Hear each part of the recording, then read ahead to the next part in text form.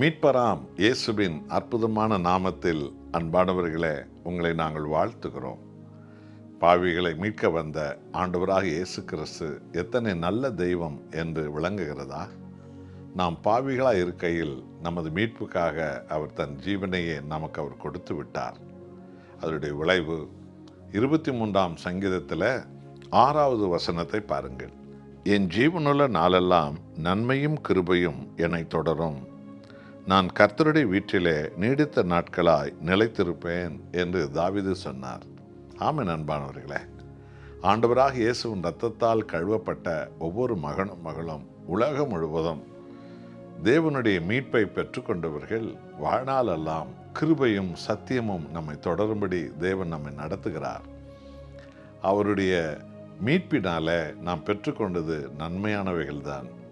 தீமையெல்லாம் அவர் நன்மையாக மாற்றி விடுவார்.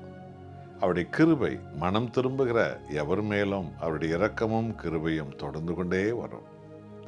தேவனுடைய ஆராதனை வீட்டில அவருடைய பிரசன்னத்தை தரிசித்தவர்களாக இந்த பூமியில வாழ்நாள் முழுவதும் நாம் வாழ்வோம்.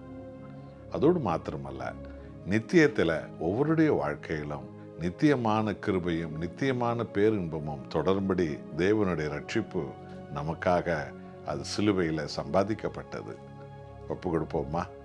நாம் ஜெபிப்போம். அன்பின் நேசரே, நித்திய கிருபையினாலும் நித்திய மீட்பினாலும் நன்மையும் கிருபையும் எங்கள் வாழ்நாளில் தொடரும்படி செய்யவே உம்மை சிலுவையில் நித்திய பலியாய் கொடுத்தீரே, உமக்கு கோடி சாத்திரம். மனம் திரும்புகிறவர்கள் வாழ்க்கையில் தீமையெல்லாம் நன்மையாய் மாறும். எல்லா கிருபையும் அவர்களை சூழ்ந்து கொள்ளும்.